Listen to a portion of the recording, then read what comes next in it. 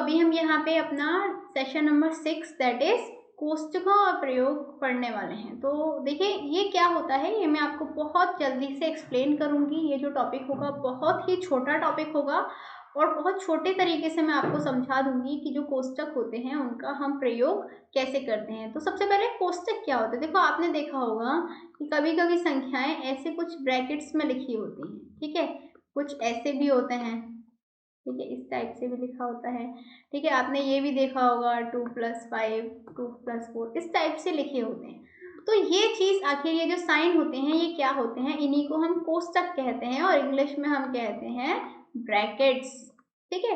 तो यही ब्रैकेट्स को हम कैसे सॉल्व करते हैं, क्या होते हैं, संख्याओं पर इनका क्या असर होता है, यही सारी चीजें हम इस सेशन में स्टडी करने वाले हैं। So let's start this.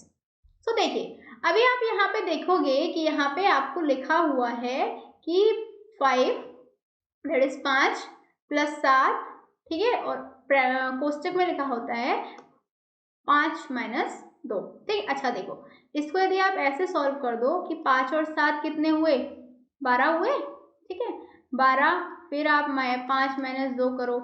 इस तरीके से जब आप क्वेश्चन करते हैं तो ये गलत हो जाता है।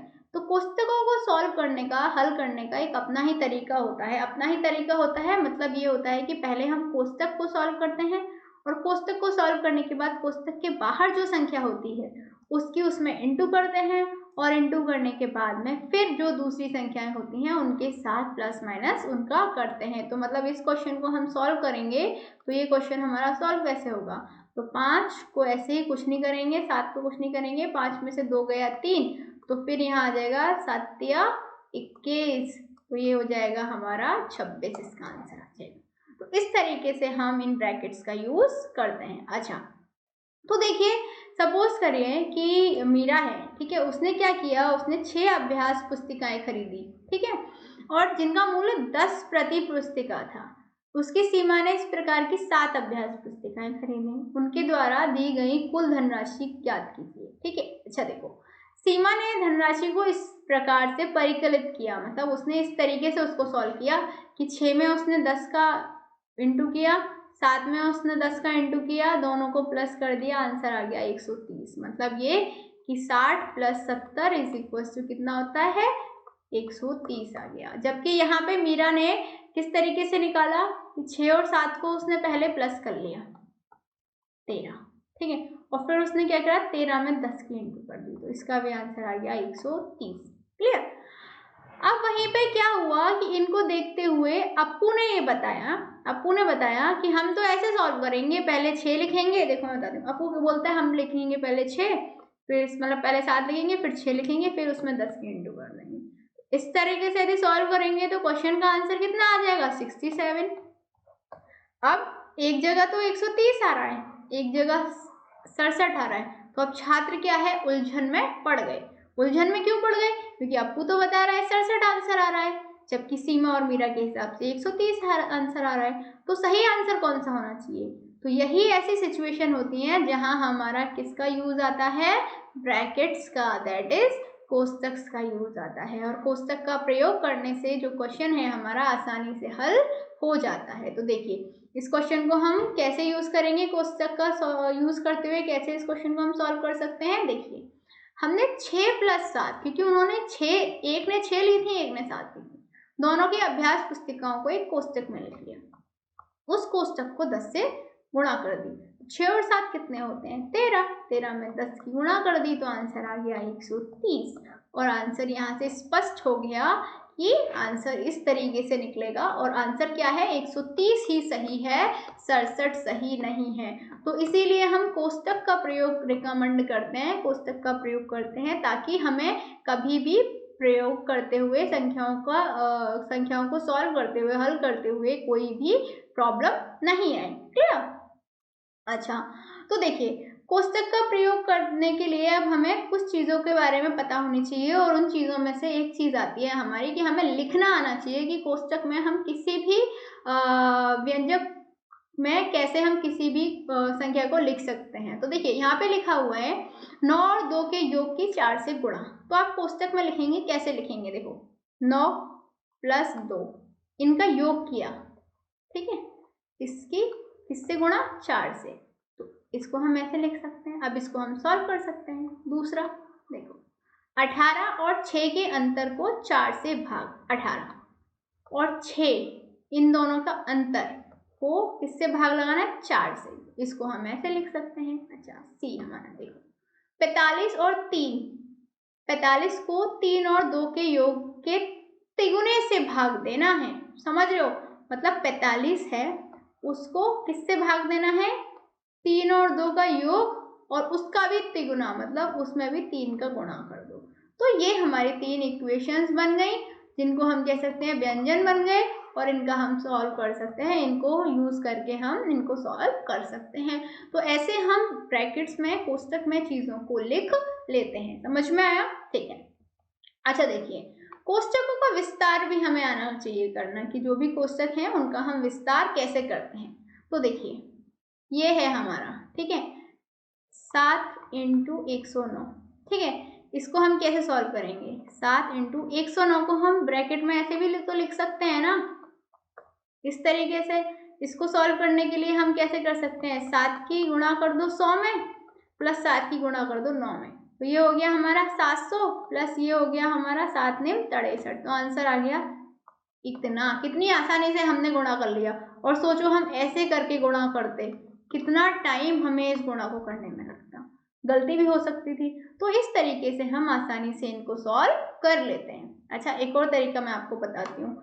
नेक्स्ट क्वेश्चन को देखते हैं, ठीक है ना। तो नेक्स्ट क्वेश्चन हमारा क्या है इसमें, कि 102 और 103 की गुणा करनी है। चलो, अब आप फटाफट से अपनी नोटबुक पे 103 और 102 की गुणा करना स्टार्ट करो, और मैं अपने तरीके से करती हूँ। देखते हैं कौन फास्ट करता है। ओके, देखो मैं करूँगी 100, ठीक है, +2 × 100 + 3। क्लियर।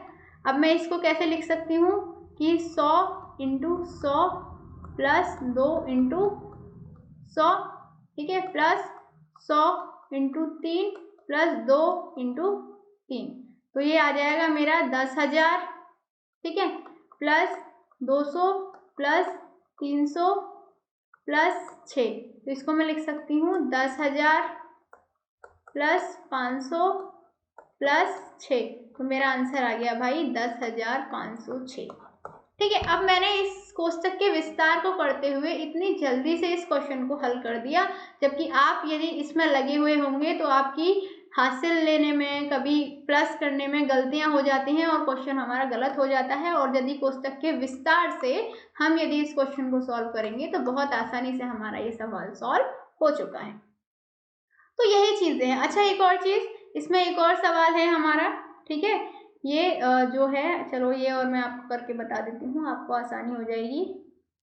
देखो, 17 × 109, तो 17 को हम लिख सकते हैं 10 + 7, ठीक है। और फिर उसके बाद में हम क्या कर सकते हैं, हम 109 को कैसे लिख सकते हैं बताइए। बहुत सिंपल है 109 को लिखना। कैसे लिखेंगे, अभी चलो 109 ही लिख लेते हैं। तो 10 को इंटू कर दिया 109 से, प्लस 7 को इंटू कर दिया 109 से। ये तरीका बहुत आसान हो जाएगा। तो अब हम क्या करेंगे, 10 को, अब 109 को हम खोल लिया 100 + 9 में, और हमने 7 को भी खोल लिया, सॉरी 109 को यहाँ पे भी हमने खोल लिया 100 + 9 में, ठीक है। अब हमने क्या किया, 10 का इंटू किया 100 से, प्लस 10 का किया 9 से। इसके बाद में इधर आएंगे, 7 का किया 100 से, प्लस 7 का किया 9 से। क्लियर। तो देखिए ये क्या हो जाएगा हमारा, 1000 + 90 प्लस 700 प्लस 9 सत्ते 63। अब इनको हम प्लस करेंगे तो कितना आ जाएगा, 1853। ये हमारा आंसर आ गया। तो देखिए कितने अच्छे से तरीके से हमने कोष्टक का विस्तार करते हुए इस क्वेश्चन को हल कर दिया। तो ऐसे ही हम क्वेश्चन को हल कर देते हैं। अच्छा, कुछ चीजें और समझते हैं, बहुत छोटा सा सेशन रखेंगे इसको, ठीक है। आई होप बहुत जल्दी सब खत्म हो जाएगा और आपको समझ में भी आ जाएगा। देखो मैंने आपको बताया था, एक इस तरीके के कोष्टक होते हैं, एक इस तरीके के होते हैं, एक इस तरीके के होते हैं। इनको हम बोलते हैं नॉर्मल ब्रैकेट्स, ठीक है, दैट इज नॉर्मल है, ये हमारे स्क्वायर है, ये हमारे कर्ली ब्रैकेट्स हैं, ठीक है ना। अब देखो सबसे पहले बड़ा वाला जो होता है, ये वाला हमारा सबसे बड़ा ब्रैकेट होता है। तो सबसे पहले हम इसे सॉल्व करते हैं, फिर इसे सॉल्व करते हैं, फिर जाके इसे करते हैं। क्लियर। तो हमने क्या किया, इस क्वेश्चन में सबसे पहले जो कर्ली ब्रैकेट है उसे सॉल्व करा, मतलब 50 में से 40 को माइनस किया, 10 बचा, और सब चीज़ों को हम ऐसे ही लिखे रहने देंगे, बस ब्रैकेट को सॉल्व किया। अब ये सॉल्व हो गया, तो अब फिर हमारे पास क्या आ गया, हमारे पास बचा 3, ठीक है। तो अब हमने फिर इस ब्रैकेट को सॉल्व कर लिया, तो इसको ब्रैकेट को सॉल्व करेंगे तो कितना आ जाएगा 30, इसको हम कैसे लिख सकते हैं 90। अच्छा, उसके आगे हमारा क्या था 100 में से 90 को माइनस करेंगे तो हमारा आंसर कितना आ जाएगा 10। Question solve. बहुत आसानी से आपने देखा कि ये क्वेश्चन सॉल्व हो गया। तो ऐसी ही चीज़ें होती हैं और इन्हीं चीज़ों से हम अपने क्वेश्चंस को आसानी से सॉल्व करते हुए जा सकते हैं। अच्छा, एक और देखिए, इसी तरीके के क्वेश्चन है सेम और बहुत आसानी से आपको समझ आने वाला है, यकीन मानिए। देखिए, यहाँ पे हम पहले कर्ली ब्रैकेट को सॉल्व करेंगे, तो -6 और +20 को जब हम सॉल्व करेंगे तो हमारा आंसर आ जाएगा 14, ठीक है। सेम यहाँ पे इन दोनों ब्रैकेट को सॉल्व करेंगे तो ये -7 + 9 तो कितना आएगा 2 आएगा, 2 की इंटू 2 से करेंगे तो कितना आएगा 4 आएगा, तो यहाँ पे हमारा 4 आ गया -2। अब हमने क्या किया, 3 की इंटू 14 में करी तो हमारा 42 आया, +4 -12 था, +4 -12 रहा, ठीक है। अब हमने क्या किया कि फटाफट से हम इसको सॉल्व करेंगे, प्लस करेंगे तो 42 + 4 कितना हो जाएगा 46 हो जाएगा, माइनस करेंगे 12 तो हमारा आंसर आ जाएगा 34। तो आपने देखा कितनी आसानी से ये कोष्टक हमारे सॉल्व होते गए और हमने इस क्वेश्चन का सही हल निकाल लिया। तो ऐसे ही हम कोष्टक का प्रयोग करते हैं और अपने क्वेश्चंस को आसानी से सॉल्व कर लेते हैं। तो देखिए, क्विक से हम पुनरावृत्ति करेंगे, रिवीजन करेंगे, और रिवीजन में हम कुछ नहीं, सिर्फ एक चीज़ समझेंगे कि सबसे पहले कभी संख्याएं ऐसी लिखी हों तो हम क्या करते हैं, पहले कोष्टक को सॉल्व करते हैं, उसके बाद से बाहर की संख्याओं को सॉल्व करते हैं, पहली चीज़ ये। दूसरी चीज़ ये है कि जो ब्रैकेट होते हैं उसमें हम कर्ली ब्रैकेट को पहले सॉल्व करते हैं, फिर स्क्वायर ब्रैकेट को सॉल्व करते हैं, फिर जाके नॉर्मल ब्रैकेट को सॉल्व करते हैं। तीसरी चीज़ ये कि ब्रैकेट को सॉल्व करने के बाद ही हम आगे कहीं मल्टीप्लाई, प्लस या माइनस पे ध्यान देते हैं। पहले हम सबसे पहले जो भी ब्रैकेट है उसके अंदर की चीज़ों को हल करते हैं। यदि आप इन चीज़ों की, इन स्टेप्स को फॉलो करोगे तो कोई भी कोष्टक का क्वेश्चन आपसे गलत नहीं होगा, कोई भी सिंप्लीफिकेशन आपसे गलत नहीं होगी, ठीक है। सो बेसिकली आज हमने यही पढ़ा कि कोष्टक क्या होते हैं, कोष्टक की ज़रूरत क्यों पड़ती है और कैसे हम कोष्टकों को हल कर सकते हैं। So this was all about for today. I hope आपको ये सेशन बहुत पसंद आया होगा। चलिए मिलते हैं अगले सेशन में, तब तक के लिए गुड बाय।